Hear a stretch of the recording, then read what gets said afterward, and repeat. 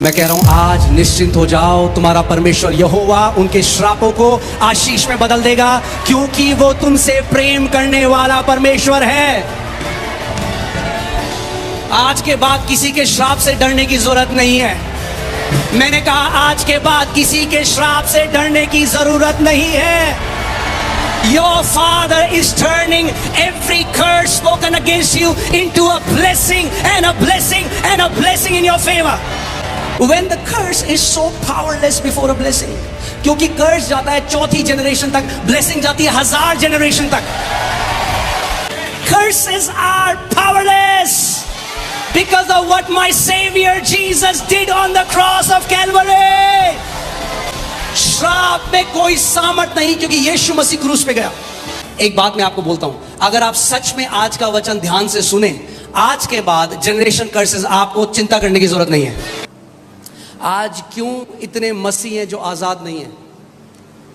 वो इसीलिए आजाद नहीं है क्योंकि वो अपना छुटकारा अलग तरीकों से ढूंढ रहे हैं, और वैसे नहीं जैसे प्रभु यीशु मसीह ने कहा उनको छुटकारा मिलेगा। Write it down if you're writing it down. The lasting deliverance comes through the word.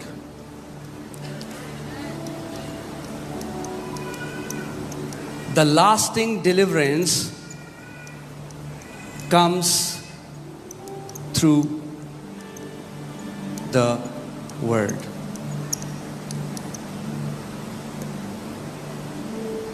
अच्छा है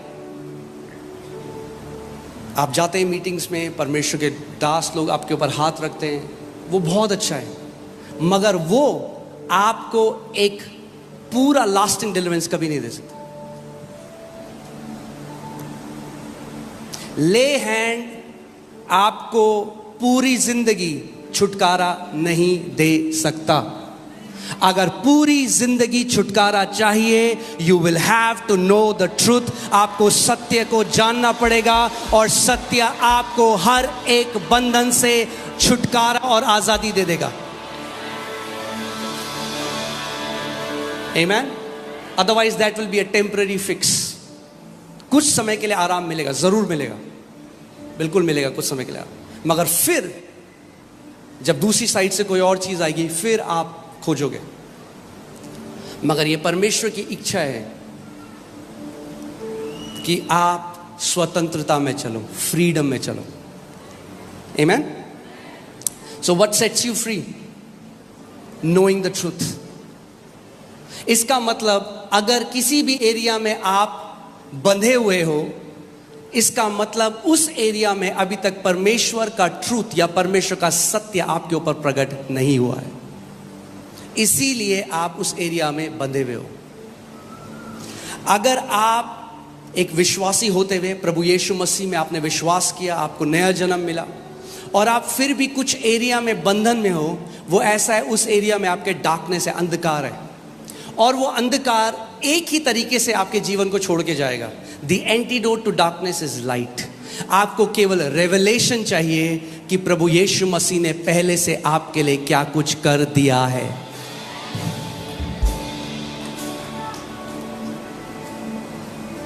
Amen? So अगर मैं बोलूं सबसे बड़ा रेवलेशन, सबसे बड़ा प्रकाशन आपको है जो आज क्या चाहिए? सबसे बड़ा प्रकाशन आपको ये चाहिए कि प्रभु यीशु मसीह ने आपके लिए क्रूस पे क्या कर दिया। Amen? So आज हम जो डॉक्ट्रिन के बारे में बात करेंगे वो है जनरेशनल कर्स। बहुत फेमस डॉक्ट्रिन है, और मुझे पता है कुछ आपसे शायद आज लोग मुझसे नाराज भी हो जाएं, पर ठीक है, वैसे भी मैं आपको खुश करने के लिए नहीं आया हूं। मैं सत्य बताने के लिए आया हूं, जो सत्य आपको आजाद करेगा। मैंने कहा अगर आप सत्य को जानोगे, सत्य आपको आजाद कर देगा। नहीं तो भागते रहोगे एक जगह से दूसरे जगह जिंदगी भर, और कहोगे श्राप नहीं टूटे हमारे। आमीन? मैंने आपको क्या बोला है? कई बारी हम क्या करते हैं, जब हम किसी बड़े परमेश्वर के व्यक्ति को, when a big man of God preaches something, हम लोग क्या करते हैं, बिना परखे उसको क्या कर लेते हैं, खा लेते हैं। मेरा जीवन उस दिन बदलना शुरू हुआ जब मैंने एक कमिटमेंट किया, एक डिसीजन लिया। मैंने कहा प्रभु, चाहे कोई भी परमेश्वर का बंदा प्रचार करे, अगर तेरे वचन के विरोध में बोलेगा तो मैं नहीं मानूंगा। और आपको भी आज बोलता हूं, अगर मैं परमेश्वर के वचन के विरोध में कुछ बोलूं तो मत मानना। आमीन। क्योंकि परमेश्वर ने अपने नाम से भी ऊंचा अपने वचन को किया है। सो आज ये जो पीढ़ी दर पीढ़ी, आप जानते हैं बहुत फेमस टॉपिक है, बहुत कॉन्फ्रेंसेस होती हैं इसके अराउंड, बहुत बुक्स बिकती हैं इसके अराउंड, स्पिरिचुअल वॉरफेयर में बहुत माना जाता है। मगर आज हम वचन से देखेंगे कि सच में ये जनरेशनल कर्ज है क्या, कैसे हम इसको तोड़ सकते हैं, कैसे हम इससे छुटकारा पा सकते हैं। तैयार हैं आप? एक बात मैं आपको बोलता हूं, अगर आप सच में आज का वचन ध्यान से सुने, आज के बाद जनरेशन कर्सेस आपको चिंता करने की जरूरत नहीं है। आमीन। सो ये जो टीचिंग आई पीढ़ी दर पीढ़ी की श्राप या जनरेशन कर्स, ये कहां से आई? चलते हैं पुराने नियम में, एक्सोडस 25 20 का 5, निर्गमन 20 उसकी 5वीं और 6वीं आयत। इसमें लिखा है, तू उनको दंडवत न करना, ना उनकी उपासना करना, क्योंकि मैं तेरा परमेश्वर यहोवा जलन रखने वाला परमेश्वर हूं, और जो मुझसे बैर रखते हैं उनके बेटों, पोतों और परपोतों और पोतों को भी पितरों का दंड दिया करता हूं, और जो मुझसे प्रेम रखते हैं और मेरी आज्ञाओं को मानते हैं उन हजारों पर करुणा किया करता हूं। आमीन। तो ये है मेन, और भी है पर मेन स्क्रिप्चर जिससे ये टीचिंग आई है पीढ़ी दर पीढ़ी श्राप की, वो ये है। सबसे पहली बात तो मैं बहुत क्लैरिफाई कर दूं आपको, प्रभु कह रहा है जनरेशन कर्स उनके लिए हैं दोज हु हेट हिम। कोई है यहां पे जो यीशु से नफरत करता है? Then this verse doesn't apply to you. It's there. What does it say? Go back, 5वीं आयत में जाओ। Of those who hate me, जो मुझसे बैर रखते हैं। प्रभु कह रहा है जो मुझसे मेरे बैरी हैं, जो मेरे विरोध में कार्य करते हैं, उनके मैं बच्चों और उनको दंड देता हूं। क्यों आज इतनी फेमस है ये टीचिंग जनरेशन कर्सेस की, आपको पता है? क्योंकि आज तक हम समझे ही नहीं मसीह ने क्या किया हमारे लिए। आज भी कलीसिया, the church is standing on the wrong side of covenant. आज भी अधिकतर कलीसिया पुराने नियम में खड़ी है और नहीं जानती मसीह ने हमारे लिए कितना महान कार्य किया। इसीलिए आज बंधन में, इसीलिए आज गरीबी में, इसीलिए आज डिप्रेशन में है।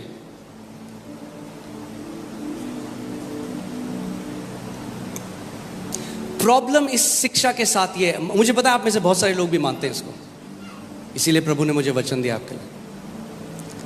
प्रॉब्लम ये है पीढ़ी दर पीढ़ी श्रापों की शिक्षा में, जनरेशन कर्सेस की, कि जो कोई इस शिक्षा को मानता है वो कभी छुटकारा ऐसा लगता है उसे मिला ही नहीं है। क्योंकि आप उसे हर अलग कॉन्फ्रेंस में देखेंगे, फिर वो जाएंगे, पास्टर हमारे पीढ़ी दर पीढ़ी के श्राप तोड़ दो। अरे तो 6 महीने पहले तो गए थे कॉन्फ्रेंस में, टूटे नहीं गया? कितनी बार तोड़ोगे? नेवर एंडिंग हो जाता है डिलीवरेंस, नेवर एंडिंग। इस चीज के लिए नहीं बुलाया मसीह ने हमें। बाइबल कहती है it is for freedom Christ has set us free. स्वतंत्रता के लिए, आजादी के लिए मसीह ने हमें आजाद किया है। आमीन। आप जानते हैं teachings like this have robbed the church of their inheritance. ऐसी शिक्षाओं ने परमेश्वर के बेटे और बेटियों से उनकी मिरास को छीन लिया है। आपको आइडिया नहीं है कितना मुझे हेट मिलने वाला इस शिक्षा के बाद, पर इट्स ओके। मुझे प्रभु ने सत्य प्रचार करने के लिए बुलाया।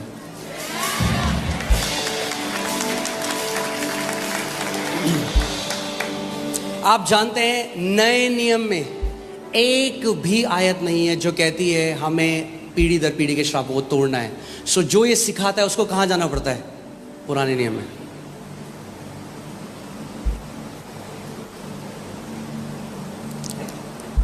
Amen. So people who believe this never really settle. Never really settle. Never ending हो जाता है. मुझे बहुत दुख लगा, मैं इंडोनेशिया गया, वहाँ पे एक लेडी से मिला जिसका पूरा, ध्यान से सुनिए, जहां आपकी चेतना है वही आप एक्सपीरियंस करते हो. ओके जैसे आप सुबह उठे और आपकी चेतना चली गई, अरे यार कितना बुरा चल रहा है दुनिया में, क्या हो रहा है, तो आप वही एक्सपीरियंस करोगे. अगर आपकी चेतना चले गई परमेश्वर कितना भला है, उसकी करुणा सदा की है, तो आप वही एक्सपीरियंस करोगे. सो परमेश्वर भी आपकी चेतना के पीछे है और शैतान भी आपकी चेतना के पीछे है. आमीन. और इतनी दुख की बात है कि कितने मसीह आज हैं, उनकी चेतना में क्या है? श्राप, दुष्ट आत्माएं, कलेश, और वही वो एक्सपीरियंस करते हैं. सो क्योंकि अगर देखिए Bible says we who believe have entered the rest. अगर आप सही विश्वास करते हो, उसका प्रगटीकरण यह है कि आप विश्राम में प्रवेश कर जाओगे. सो क्या है, कई लोगों को सिखाया जाता है अब तुम्हारे बाप ने जो पाप किया, उस आपके दादा ने, आपके परदादा ने, उसके दादा ने, उसके बाप ने, अब आप सब का पश्चाताप करो. भैया मुझे क्या पता मेरे परदादा ने क्या किया?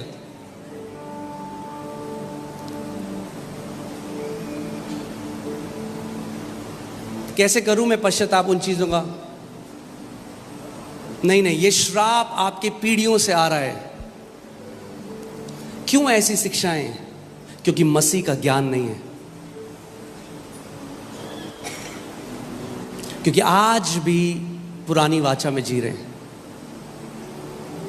और उसी के फल को भी खा रहे हैं. राइट? आप जानते हैं यूएस में स्लेवरी लीगल था. किसी को गुलाम बना के रखना लीगल था. आप लीगली किसी व्यक्ति को अपना गुलाम रख सकते थे और उनके साथ बिल्कुल जानवरों जैसा व्यवहार होता था.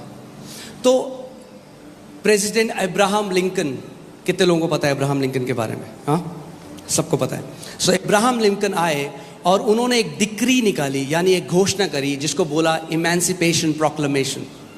और वो घोषणा जनवरी 1, 1863 1863 को हुई.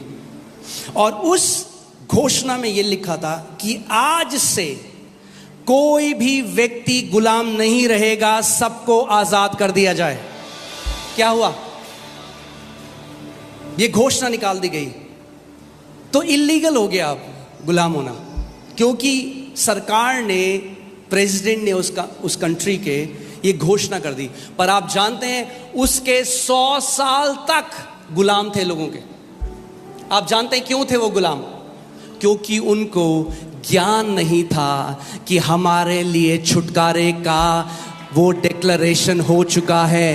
आज इतने सारे मसीह गुलाम हैं क्योंकि नहीं जानते कि क्रूस में यीशु मसीह ने कहा इट इज फिनिश्ड, पूरा हुआ.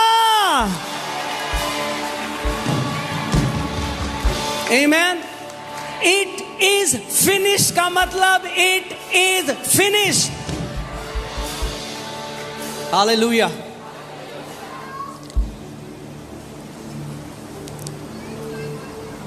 मैं आपको, इसीलिए मैं आज आपको टीचिंग दूंगा और मैं चाहता हूं आप ध्यान धरकर इस टीचिंग को सुने. और मैं ये प्रार्थना करता हूं परमेश्वर से कि पवित्र आत्मा ये प्रकाशन आज आपके दिल में प्रकट करे कि आज के बाद आप कभी भी इस चीज की चिंता ना करो कि पीढ़ी दर पीढ़ी के श्रापों की वजह से हमारा जीवन ऐसा है. आमीन.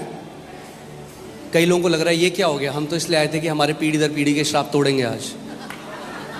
आज टूटेंगे पीढ़ी दर पीढ़ी के श्राप, मगर प्रकाशन के द्वारा, वचन के प्रकाशन के द्वारा आज आप छुटकारा पाएंगे. आमीन. हालेलुया. क्योंकि पुराने नियम में ही मैं आपको एक बात बता देता हूं। नंबर्स, अब क्या हुआ, मोआब का एक राजा था बलाक।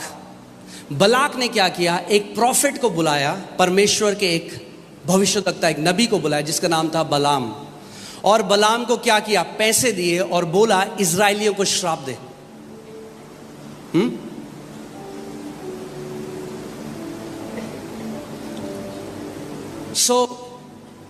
बलाम जो नबी है वो पहाड़ पे खड़ा हो गया और देख रहा है इजराइलियों को। अब पैसे ले लिए तो श्राप देना है, तो मुंह खोला श्राप देने के लिए, मगर आशीषें निकलने लग गई।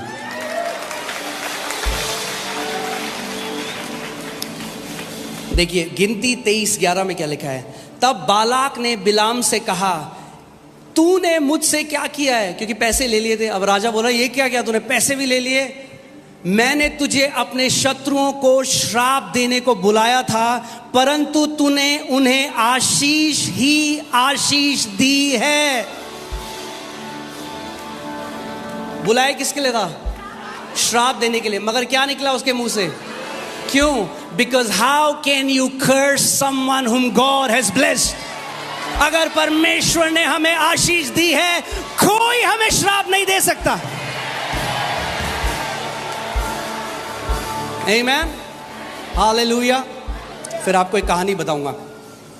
देखिए ऐसा क्यों हुआ कि उसने मुंह खोला श्राप देने के लिए मगर आशीष दी। व्यवस्था विवरण 23:5, परंतु तेरे परमेश्वर यहोवा ने बिलाम की ना सुनी, किंतु तेरे परमेश्वर यहोवा ने तेरे निमित्त उसके श्राप को आशीष में बदल दिया, इसलिए कि तेरा परमेश्वर यहोवा तुझसे प्रेम रखता है। इंग्लिश बाइबल में लिखा था नहीं है, उसका अनंत है, प्रेम रखता था नहीं है।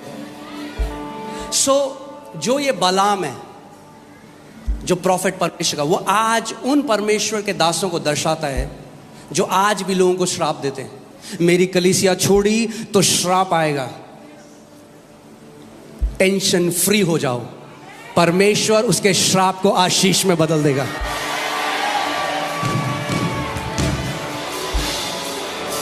आमीन। आप परिवार हो, मगर याद रखना जिस दिन मन करे दरवाजा खुला है और आपको आशीष देकर हम रिलीज करेंगे। मिनिस्ट्री मैनिपुलेशन से नहीं हो सकती। दुख की बात यह है कि आज भी बहुत बलाम है जो लोगों को डराते हैं, अगर मेरी कलीसिया छोड़ी तो श्राप आ जाएगा, कभी फलोगे फूलोगे नहीं, कभी तुम्हारे साथ अच्छा नहीं होगा। मैं कह रहा हूं आज निश्चिंत हो जाओ, तुम्हारा परमेश्वर यहोवा उनके श्रापों को आशीष में बदल देगा, क्योंकि वो तुमसे प्रेम करने वाला परमेश्वर है। आज के बाद किसी के श्राप से डरने की जरूरत नहीं है। मैंने कहा आज के बाद किसी के श्राप से डरने की जरूरत नहीं है। Your Father is turning every curse spoken against you into a blessing and a blessing and a blessing in your favor. Amen. Hallelujah. जितना वो श्राप देंगे उतना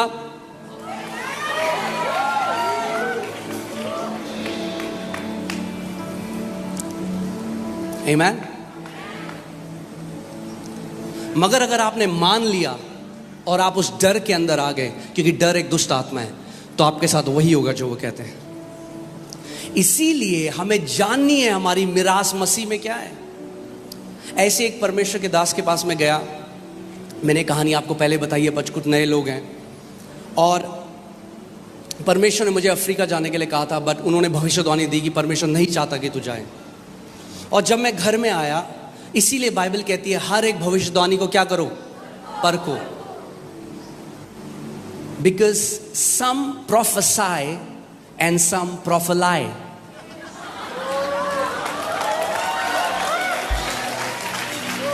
and you have to learn to discern it, prophecies and prophelies. या सो मैं जब घर आया और मैंने परमेश्वर से कहा, मैंने कहा प्रभु मैंने नहीं कहा अफ्रीका जाने के लिए, आपने मुझे कहा, अगर आप बोलोगे तो मैं नहीं जाऊंगा। परमेश्वर ने कहा तू मेरी आवाज़ पे विश्वास करेगा एक मनुष्य की? मैंने कहा प्रभु आपकी। प्रभु ने कहा जा मैं तेरे को भेज रहा हूँ। सो मैं गया, जो उन्होंने कहा था ये हो जाएगा, वहाँ बुरा हो जाएगा, ये हो जाएगा, वो हो जाएगा, कुछ नहीं हुआ। बहुत ही बढ़िया टाइम रहा। वापस आया, जब वापस आया तो मैं उनसे मिलने गया, वो बहुत नाराज़ थे। और जैसे ही मैं उनसे मिलने गया, उन्होंने कहा मैं देख रहा हूँ कि तुम आईसीयू के बेड में हो और ट्यूब लगी है तुम्हारे पूरे शरीर के ऊपर। Now what is that? He is pronouncing a curse on me. क्योंकि curse is to speak negative with an ill intention. श्राप क्या है? कुछ गलत बोलना इस उम्मीद में कि आपके साथ गलत हो। अगर मैंने मसीह को नहीं जाना होता, अगर मैं उसके वचन में नहीं अड़िग होता तो क्या होता? मैं डर जाता और मेरे साथ वैसा ही होता। मैंने कहा थैंक यू। हमें किसी परमेश्वर के व्यक्ति को कुछ बुरा नहीं बोलना। मैंने कहा धन्यवाद। मैं उनके घर के बाहर निकला, जैसे ही दरवाजे के बाहर निकला मैंने कहा in the name of Jesus I reject every evil word spoken against me in Jesus' name. I declare I will live a long life and God will bless me. Amen.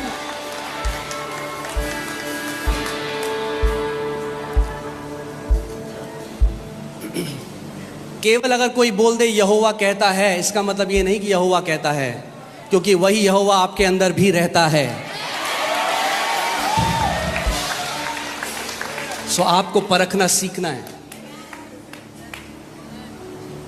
और मेरा दोस्त उसी व्यक्ति के पास गया और उन्होंने कहा मैं देख रहा हूं तुम्हारा कल एक्सीडेंट हो रहा है, तुम्हारी हड्डी टूट रही है। क्या हुआ? अगले दिन वो एक्टिवा चला रहा था, गिरा और उसकी हड्डी टूट गई। क्यों? ऐसा क्यों हुआ? मेरे साथ नहीं हुआ, उसके साथ हुआ। मैं आपको क्या कह रहा हूं? The power behind a curse depends upon the person if you will believe it और नॉट।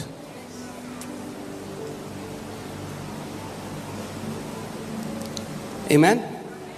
So, अब आपको एक ऐसी चीज बता रहा हूं जो ढक्कन खोलने वाली। तैयार हैं आप? Believing that you are under a generational curse brings you under a generational curse. ये मानना कि आप पीढ़ी दर पीढ़ी के श्राप के अधीन हो, वो मानना ऐसा आपको लेकर आता है श्राप के अधीन। क्यों? क्योंकि यीशु ने कहा जैसा तेरा विश्वास है वैसा ही तेरे साथ होगा।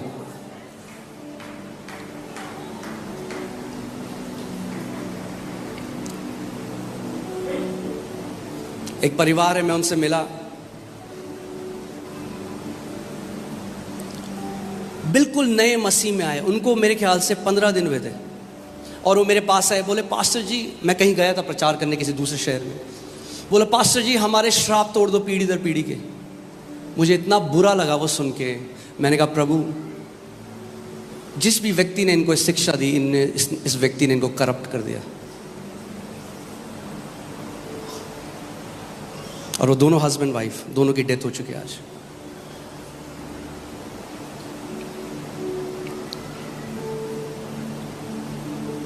आज भी हमें बहुत कमेंट आए, पास्टर जी हमारे जनरेशनल कर्स तोड़ दो। हाँ, आज टूटेंगे सारे जनरेशनल कर्स। और आज के बाद आपको टेंशन लेने की जरूरत नहीं है। मेरे पीछे बोलो, जनरेशनल कर्सेस बाय बाय। बोलो पीढ़ी दर पीढ़ी के श्रापों bye bye. Amen, hallelujah. So, we need to change our thinking about generational curses. बहुत ज़रूरी है। मैंने आपको क्या बताया, जहां आपकी चेतना है वही आप एक्सपीरियंस करोगे। If you believe you're under a curse, you'll experience curse. If you believe you're under a blessing, you'll experience blessing. Amen? So, मसीह की देह में आज इतनी शिक्षाएं डर की वजह से दी जाती हैं। मुझे पता है ये मैसेज बहुत हेटफुल है कई लोगों के लिए, बिकॉज डिलीवरेंस मिनिस्ट्री में इसको टॉप में रखा जाता है। But we don't deliver people by breaking their curses, we deliver people by speaking the truth to them. सबसे बड़ा डिलीवरेंस सबसे बड़ा छुटकारा है परमेश्वर के वचन का सत्य लोगों को बताना। सो अब जो व्यक्ति अमेरिका में आज भी गुलाम था, आप एक घर में के गुलाम था, उसकी क्या जरूरत थी? उसको सत्य सुने। आप उसके बाद बोलो, भाई तुझे अब गुलामी में जीने की जरूरत नहीं है, क्योंकि घोषणा हो चुकी है कि अब सब गुलाम आजाद कर दिए जा चुके हैं। उठ, अपना राइट का इस्तेमाल कर। बोल उस व्यक्ति को कि अब तू मुझे गुलाम नहीं बना सकता। ऐसे ही सारे मसीहों को आज खड़ा होना है, शैतान को बोलना है, शैतान मैंने सत्य जान लिया है, अब मैं तेरी गंदी डिसेप्शन में नहीं आने वाला। शैतान का सबसे बड़ा हथियार जो है वो है डिसेप्शन, झूठ। वो झूठ का पिता है। मैं आपको बता रहा हूं कितने मसीह लोग समय से पहले मर गए इस डॉक्ट्रिन की वजह से। और मैं आपको बताऊं कितने मेरे ऐसे दोस्त थे जो मिनिस्ट्री में आज, उन्होंने मुझसे टाई कट कर ली क्योंकि मैं इसको मानता हूं। वो बहुत स्ट्रांग है उस पर, तो उन्होंने बोलते हैं ना कन्नी काट ली। मगर जब तक जिंदा रहूंगा सत्य में मिलावट तो नहीं आने दूंगा।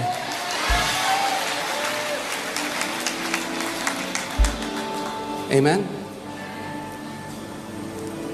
सो हम लोग इंडोनेशिया गए एक फैमिली से मिलने। वो हैवी थी इसके ऊपर, जनरेशन कर्स।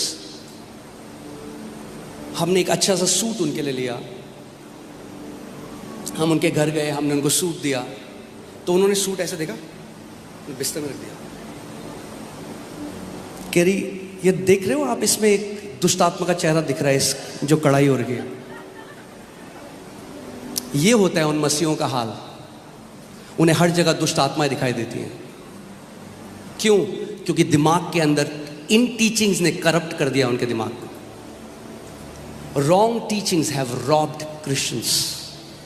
गलत शिक्षाओं ने मसीहों को, उनकी जो मिरास है वो चुरा ली है उनसे। हर जगह दुष्ट आत्माएं दिखाई देती हैं। अरे भैया, दुष्ट आत्माएं कितनी हैं? 1/3 स्वर्गदूत गिराए गए, यानी 2/3 हमारी तरफ हैं। ज्यादा स्वर्गदूत दिखने चाहिए या ज्यादा दुष्ट आत्माएं दिखनी चाहिए?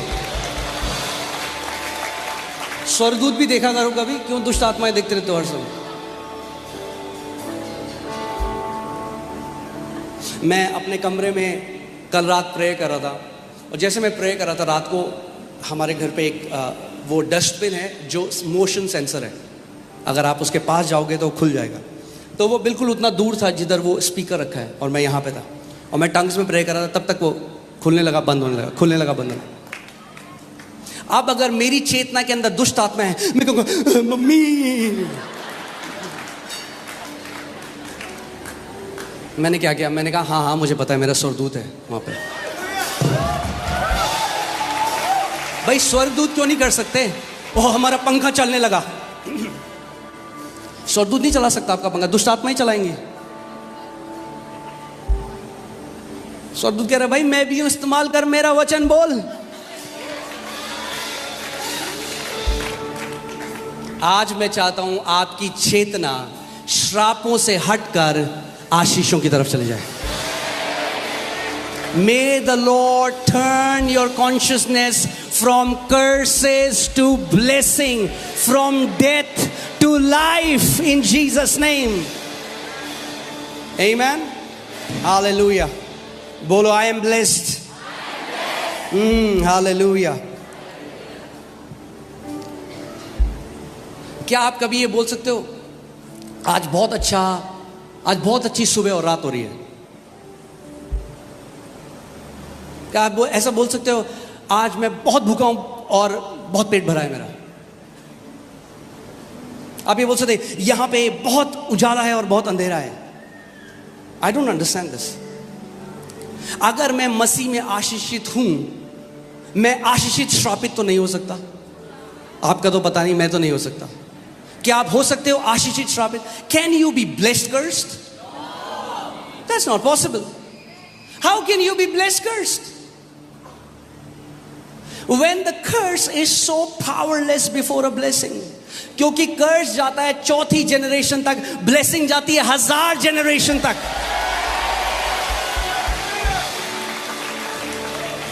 Curses are powerless. Because of what my Savior Jesus did on the cross of Calvary.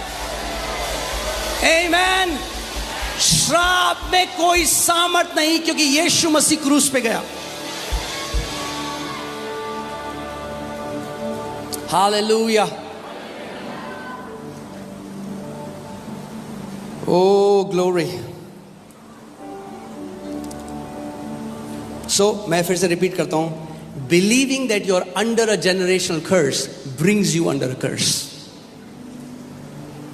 क्या? ये मानना कि आप पीढ़ी दर पीढ़ी श्रापों के अधीन हो, ये मानना आपको श्रापों के अधीन लेके आ. Because in the new covenant, it's about believing. If you believe the truth, you will experience the truth. If you will believe the lie, you will experience the lie. मैं आपको बताता हूं, एक बारी एक फनी स्टोरी आपको बताता हूं. हम लोग नया नया मैं प्रभु में आया था, और हम लोग, मेरा एक दोस्त है, उसकी छत में हमने सोचा हम नाइट स्टे आज करेंगे. 5-6 लड़के थे, नए नए यूथ टीम में थे चर्च में. कलीसिया के बाद हमने सोचा आज हम रात को यहाँ सोएंगे, तो सब वहाँ सो गए. और मेरा एक कज़न है, उसका नाम रोहित है, और उसका एक दोस्त भी हमारे साथ आ गया. और मैं और मेरा फ्रेंड है, मैं बड़ा शरारती होता था उस समय में. तो हमने आंखों आंखों में एक स्टोरी बनाई थापा की. वहाँ पे एक व्यक्ति था थापा, जो सिक्योरिटी गार्ड का काम करता था, और सच में जिसकी गर्दन काट दी थी, और चोरों ने चोरी करी, उसकी गर्दन काट दी. तो हम आपस में हम झूठ झूठे बोलने लगे उस टाइम. अभी अभी अभी ऐसा नहीं करना, ठीक है? ये उस टाइम में जब मसीह में मैं बिल्कुल नया नया आया था, सो हरकतें वैसी थी. सो मैंने बोला, अरे यार रात को यहाँ सो रहे हैं, थापा आ गया. तो मेरा कज़न बोला, थापा कौन? हमने कहा एक व्यक्ति है थापा, उसकी गर्दन काट दी थी यहाँ पे, और वो आज भी आता है अपनी गर्दन हाथ में लेके ऐसे. तो मेरा भाई कह रहा ऐसे बोल रहा है. मैंने कहा भाई मत मान, सच्ची बात है. अच्छा, जब मैं ये बोल रहा हूँ तो बगल में एक लीची का पेड़ था, तो उससे कुछ गया होगा, बिल्ली गई होगी या कुछ भी गया होगा, ऐसे एकदम पत्ते हिले बड़ी तेज. तो हमने, ओ थापा आ गया, थापा.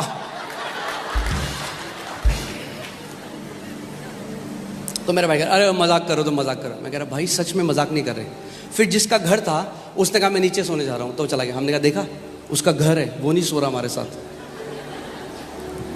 क्या गढ़ रहे हैं वो और मैं, क्या गढ़ रहे हैं? एक झूठ जिसमें कोई सच्चाई नहीं है. मगर क्या हुआ, हल्के हल्के जब हम बोलते रहे, वो लोग कन्विंस हो गए. क्योंकि किसी बात को अगर आप बार बार सुनते रहोगे तो आप मान लोगे कि वो सत्य है. इसीलिए बार बार सत्य को सुनना बहुत जरूरी है. तो क्या हुआ, जब बार बार हम उस बात को बोलते रहे, जो मेरे कज़न का जो दोस्त आया था वो मान गया कि सच में ऐसा है. और झूठ का प्रकटीकरण क्या हुआ, उसको वॉमिट्स आने लग गई. Fear will paralyze you. Fear will bring symptoms in your body. करने लगा, मेरी तबीयत खराब हो रही है, मुझे ऐसा लग रहा है मेरे को सांस नहीं आ रही है. What happened? Was there any truth? क्या कुछ सच्चाई थी जो हमने कहा था? नहीं.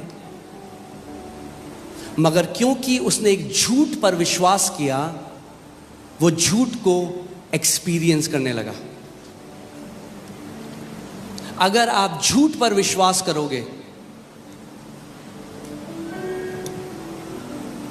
अरे पास्टर आपको नहीं पता, मेरे परदादा शराब पीते थे, मेरे पापा भी शराब पीते थे, देखो मैं भी शराब पीता हूं आज. ये जनरेशन कर्स नहीं है, ये जनरेशनल पैटर्न है. क्योंकि देखा आपने बचपन से, जो what you behold you become. अगर एक परिवार में जहाँ पे कलेश होता है, और एक वाइफ है जो अपने हस्बैंड को ऑनर नहीं करती, उल्टा सीधा बोलती है, और बच्चे पैदा हुए, एक बेटी भी, उसने ऐसे देखा, उसकी नज़र में ये है रिश्ता एक हस्बैंड वाइफ का. उसने देखा ऐसे एक बीवी अपने पति से करती है, जब उसकी शादी हुई वो भी वैसी करती है. फिर बोला देखो श्राप है. अरे श्राप नहीं है, वो जनरेशनल पैटर्न है. रैदर देन हम लोगों को सिखाएं कि सत्य क्या कहता है, हम कह रहे हैं आओ हम तोड़ो. टूटता ही नहीं है. टूटेगा कैसा जब है ही नहीं कुछ. मैं कहूँगा ये नारियल है यहाँ पे, तोड़ो नारियल, आओ तोड़ो.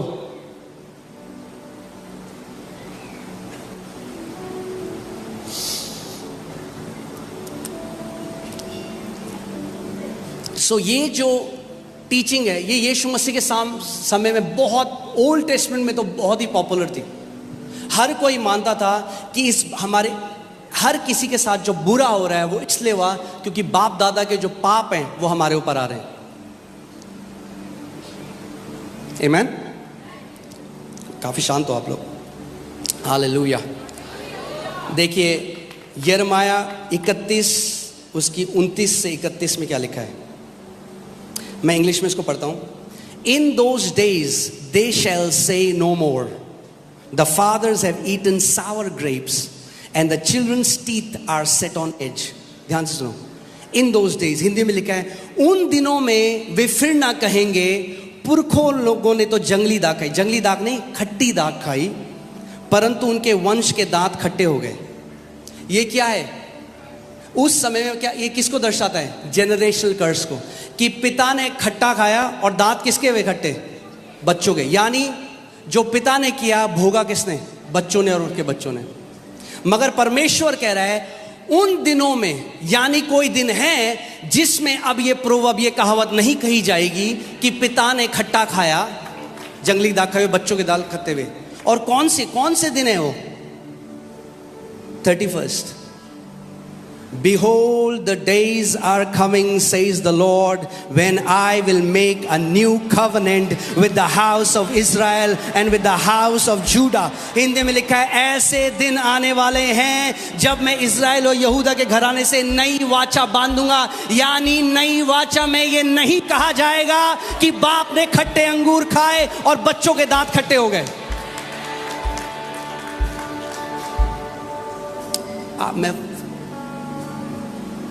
आप जानते हैं यीशु मसीह ने हमारे जनरेशनल कर्स भी अपने ऊपर लिए। आप जानते हैं कैसे? यहां पर ध्यान से देखिए इंग्लिश में क्या लिखा है, सावर ग्रेप्स। आप जानते हैं सावर ग्रेप्स से क्या बनता है? सावर वाइन। और जब वो क्रूस में था तो उसको सावर वाइन दी गई। And he tasted the sour wine, he tasted the generational curses of every man alive on this earth. प्रभु यीशु मसीह ने जब उस खट्टी दाख रस को पिया, जब उसको टेस्ट किया तो उसने क्या किया? उसने अपने ऊपर ले लिए और फिर क्या कहा? It is finished. हालेलुया।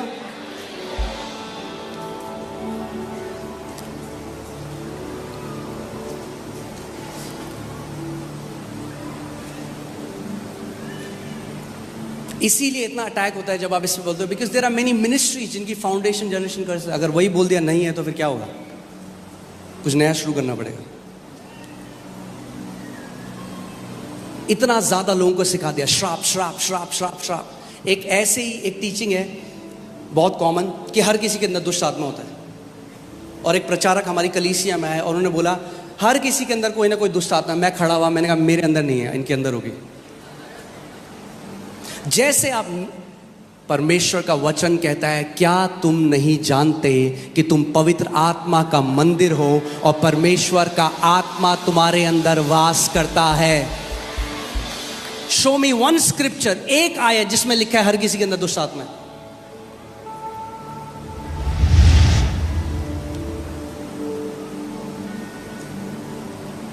आपने देखा होगा यहां पे भी जब हम प्रेयर होती है, कोई दुष्ट आत्मा में चिल्ला रहे हैं, मैं रिब्यूक करता हूं, वो सेट फ्री हो जाता है। मगर जिंदगी भर के लिए सेट फ्री नहीं होगा। जिंदगी भर के लिए सेट फ्री तब होगा जब वापस आके वचन को सुनेगा और सत्य उसे हर एक बंधुआई से आजाद करेगा, वरना वापस वहीं चला जाएगा और दुष्ट आत्माएं वापस आ जाएंगी।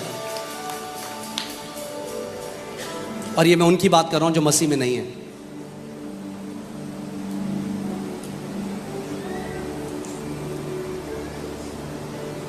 आमीन। आपकी आज हमारी खोज क्या है कि प्रभु यीशु जो तूने किया मुझे उसका प्रकाशन दे, कि मैं फुली रेवलेशन जान सकूं जो यीशु मसीह ने हमारे लिए किया। अरे बाइबल कहती है God is not imputing sins to any man any more.